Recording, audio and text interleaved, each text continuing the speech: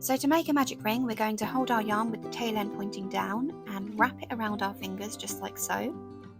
Then cross the yarn over the back of our fingers. Hold the yarn, put the hook under the first loop and over the second, pull through and twist, then chain up 1, and that is our magic ring made. So to tighten it, we just simply pull the tail end, and then we work our stitches into that ring.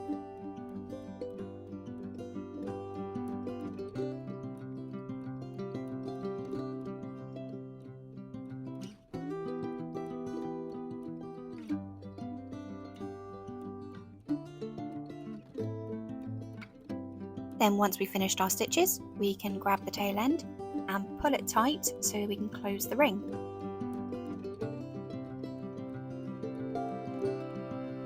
And now you can continue working your second round either by slip stitching to the first stitch or by continuing working in the round. Okay, the second way to do a magic ring is by holding the yarn just like so the tail end gets wrapped around our finger twice. Pop the hook under the 2 loops on our finger, and then grab the working yarn and pull it through. We then take the yarn off of our finger and we chain up 1, and that is the magic ring. We then work our stitches into the middle.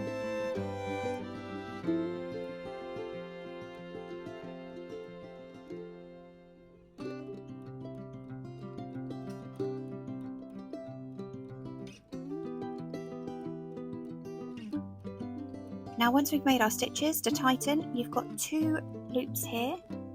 You're going to pull on the tail end a little bit and one of them should get tighter. Now that's the one right there at the back that we are going to pull.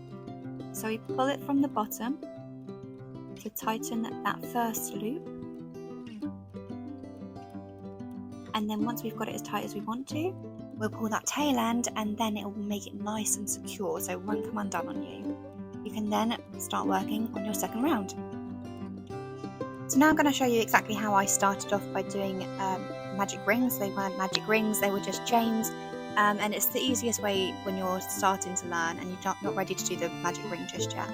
So I used to do a slip knot, chain 2, and then I'd work all of my stitches into that second chain. Now this is a great technique to start off with, but when you're doing amigurumi projects, it's better to start with a magic ring.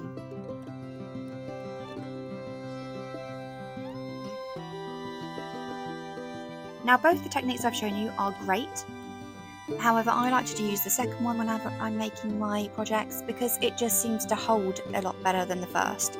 So practice this technique, then the first and then the second, and you'll be a whiz in no time. Now remember to like, subscribe, and I will see you in the next one, guys. Bye for now.